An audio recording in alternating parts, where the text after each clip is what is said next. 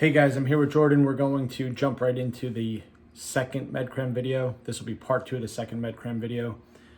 Just pay attention, listen, and we're gonna break it down for you after you listen. I promise you're gonna walk away with a lot of practical information. Here we go. Okay, let's see if we can find some evidence for this. Where do we see that angiotensin II can cause problems with reactive oxygen species? Well, here's a review article titled Oxidative Stress in Atherogenesis and Arterial Thrombosis, the Disconnect Between Cellular Studies and Clinical Outcomes. And if you notice, it says here, evidence for a critical role for NADPH oxidase-derived oxidative stress in atherosclerosis has come from both cell culture studies and animal models of atherosclerosis. NADPH oxidase and, there's our friend superoxide production, is increased in vascular cells by a variety of agonists relevant to the pathogenesis, including, there it is, angiotensin II. But we don't have to stop here. Here's another article titled Oxidative Stress-Mediated Effects of Angiotensin II in the Cardiovascular System. And here's an excerpt that looks like they just read what we wrote on the screen. Oxidative stress describes an imbalanced state when the production of ROS, including superoxide, hydrogen peroxide, and hydroxy radicals, exceeds antioxidant defenses. There are several enzyme systems contributing to the formation of ROS, including NADPH oxidase, xanthine oxidase, and mitochondrial electron leakage from electron transport chain. Did you hear that? Mitochondrial leakage from the electron transport chain.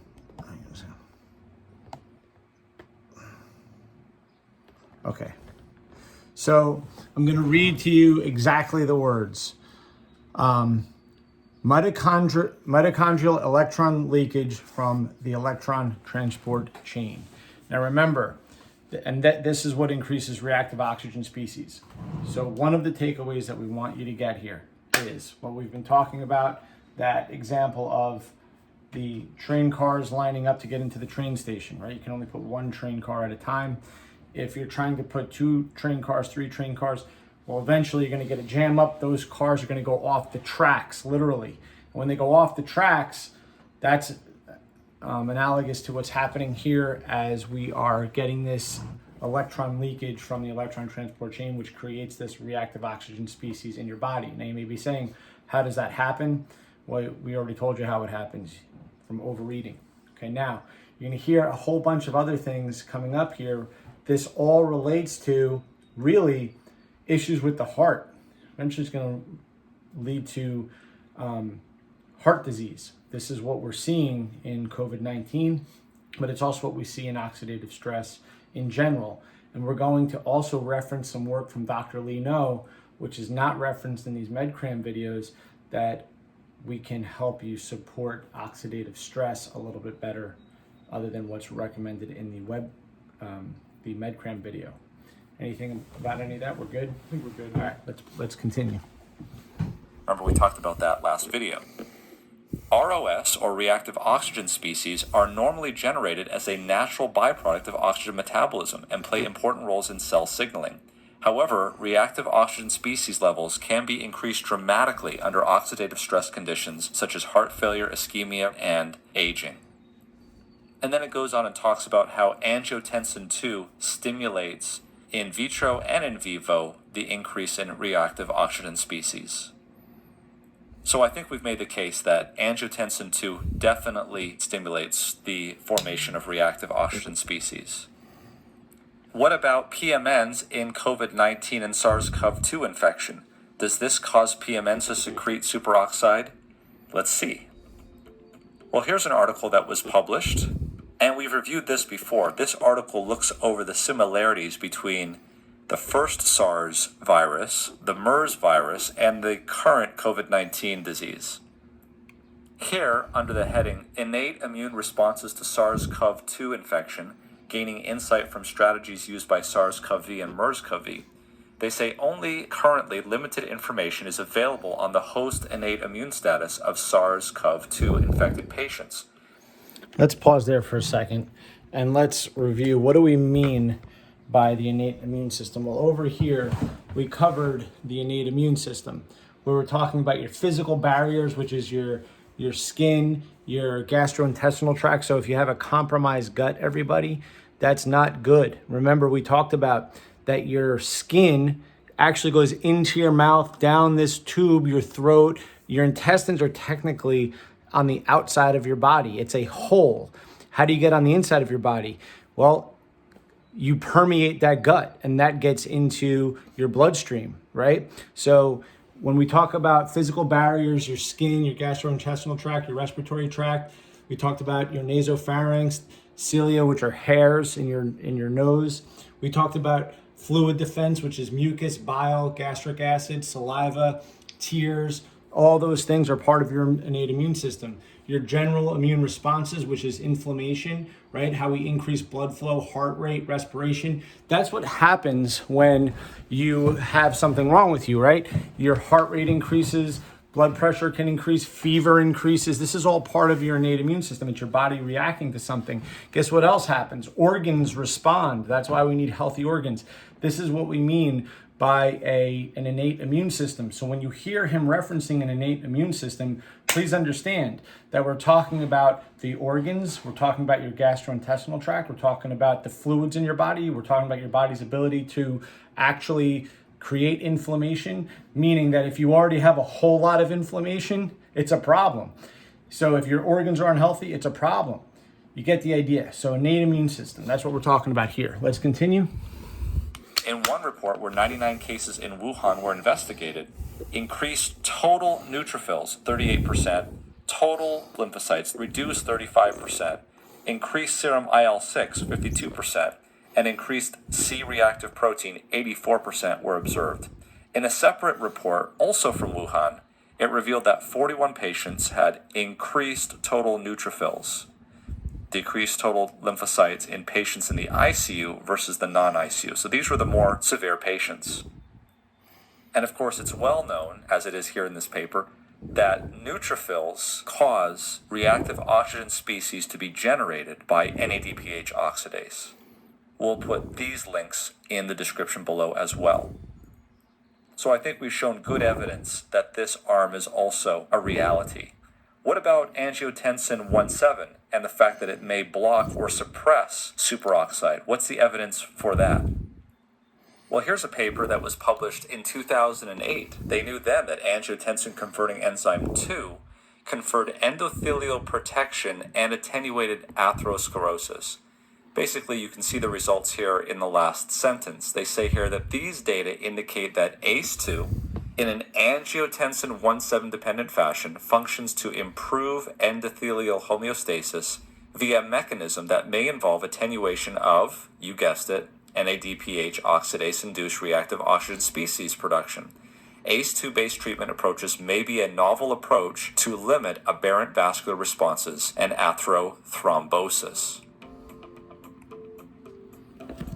Give this another minute here. Here's another paper that was published about 5 years ago, titled ACE2 and Angiotensin 1-7 Protect Endothelial Cell Function and Prevent Early Atherosclerosis by Inhibiting Inflammatory Response. So they hypothesized that ACE2 overexpression and Angiotensin 1-7 may protect endothelial cell function by counterregulation of angiotensin 2 signaling and inhibition of inflammatory response. And they were right. Their conclusion was that ACE2 and angiotensin 1-7 significantly inhibit atherosclerotic lesion formation via protection of endothelial function and inhibition of inflammatory response. And this one's probably the icing on the cake. This was published just this year in January, before we even really had a clear understanding of coronavirus. You see, patients who have preeclampsia have tremendous amount of vasoconstriction, and they believe this is mediated by angiotensin 2. So these are pregnant women who are about to give birth or near the stages of giving birth, and they have high protein levels, they have high blood pressure, and they believe that this is related to angiotensin 2. And so they decided to give local angiotensin 1-7 administration to see if that would help with preeclampsia. They say here, despite remission of clinical symptoms postpartum, women who have had preeclampsia demonstrate microvascular endothelial dysfunction, mediated in part by increased sensitivity to angiotensin II. They say that angiotensin 1,7 is an endogenous inhibitor of the actions of angiotensin II and a plausible druggable target in women who had preeclampsia. So what did they find? That angiotensin 1,7 increased endothelium-dependent vasodilation via nitric oxide synthase-mediated pathways. Let's just stop there because you know I'm going to go on a tangent again about nitric oxide. And we hear about vasoconstriction being an issue with COVID-19.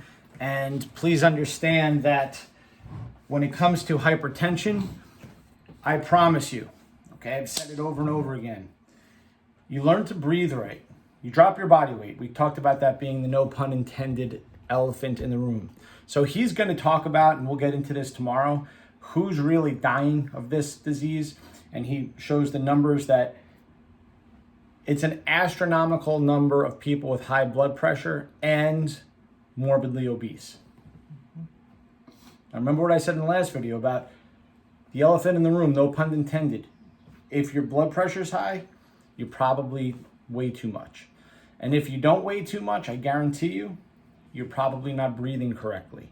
Now, if you want to maximize your nitric oxide production, we can talk about supplementation in a second, but start with breathing. Start with the parasinuses. That's where we are converting nitric oxide significantly in the body. Very significantly. That's why we do the breath work. How else do you increase nitric oxide in the body? Well, geez, you guys have heard so much about vitamin D. How about sunlight? Sunlight increases nitric oxide. You want other things that increase it? Vitamin C, baby. Vitamin C increases nitric oxide. Grapeseed extract. Most root vegetables. What other things? Pine bark extract. Agmatine and Agmatine, arginine. citrulline, arginine. Now, I'm not telling you to go supplement with those things. What I am saying, guys, is yes, supplement with your vitamin C. Yes, get outside into the sunlight. I'm not saying, listen to me. You supplement with your vitamin D, yes, but get sunlight on your skin as well, okay? Breathe correctly. Now, I'm going to tell you something else that's not in this MedCram video. Dr. Leno's book talks very specifically about exactly the mechanisms that COVID-19, remember his book came out way before COVID-19 was even an issue. And one of the things that he talks about is mitochondrial health, and that's what we're talking about here. You know what he recommends strongly, and I'm going to have Jordan talk to you about this in a second, to help mitigate the problems with the oxidative stress of when you have things like a heart attack. So if you are in the middle of a heart attack, or people that have heart disease, one of the things that he recommends that you supplement with, D-ribose. And I'm going to put a link to an abstract, a peer-reviewed abstract that talks about D-ribose and its possible benefits on oxidative stress and how it helps mitigate oxidative stress. Why don't you tell people a little bit about D-ribose? What is it? Why is it important? One thing about nitric oxide before we continue is that's a perfect example of why oxidative stress is important in context, because NO, nitric oxide, is a free radical. It's an oxidative species. It's a reactive oxygen species. The oxygen on the NO is reactive. So that's an important part of why oxidative balance is important, and why just supplementing antioxidants all the time isn't necessarily a great idea, because that's part of your immune response. I just wanted to include that. Please, and let's elaborate a little bit. So again, we covered it in the past, and just to remind you, again, when you just classic example, you do a hard workout, okay, you're going to create a whole bunch of oxidative stress.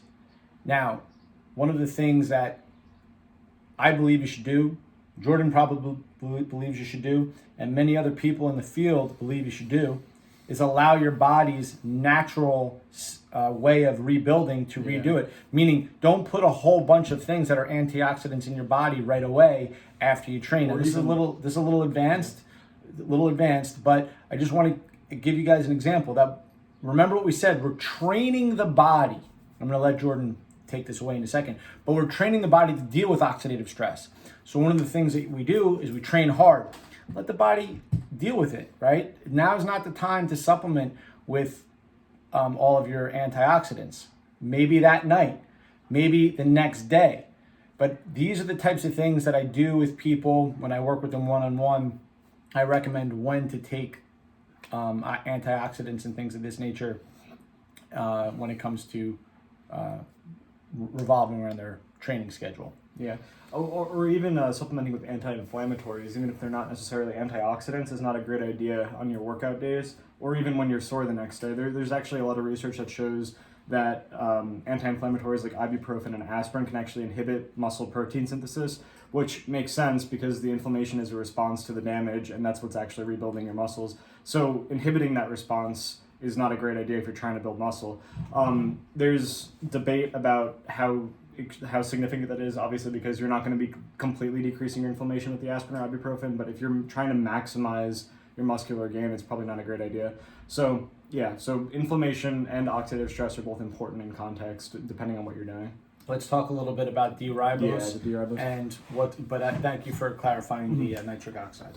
The D-ribose, I mean, honestly, there's a lot of different mechanisms by which it's probably doing its functions. It's a pretty important biomolecule. It literally makes up your DNA. Deoxyribonucleic acid is DNA that's part of the molecule. So obviously, it's an important part of your physiology. So his observation is that, for example, if somebody is actually having a heart attack, or people that are exercising that have had heart issues, that because we're basically ripping out the ribose, I guess, from the like you're saying, it's so abundant in Cardiac tissue, that to replace it as quick as possible is to your advantage. Yeah, it's protective of cardiac tissue, and the heart has one of the highest concentrations of ribose in your entire body. So replenishing that D-ribose store while you're having a heart attack, while you're working out, if you have heart issues, probably a really good idea. It's also, the other mechanism is that it lowers blood sugar, which I think is probably pretty significant, considering sugar is a pretty easily oxidized species, and that can cause damage to cholesterol. It's ironic because D-ribose is a sugar, Yeah. right? That doesn't raise your blood sugar, can help to normalize it. But just to be clear, the reason why we're bringing this up with the heart is because what he's talking about in this video, if you're missing it, right, is he's talking about how COVID-19 is attacking the heart. This is what the whole video is about.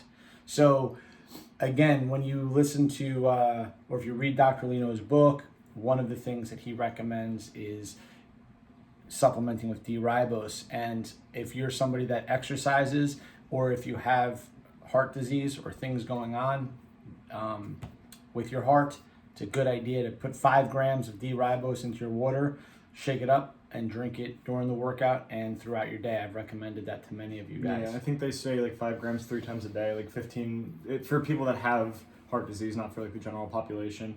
And that will replenish ribose stores in your cardiac tissue and elsewhere in your body. So if you start hearing about D-ribose and COVID-19, you heard it here first, but I got it from Dr. Lino. I'm just surprised I haven't heard it anywhere else. But guys, that's enough for today. I don't want to get past 20 minutes, so we'll continue tomorrow. Have a great rest of the day.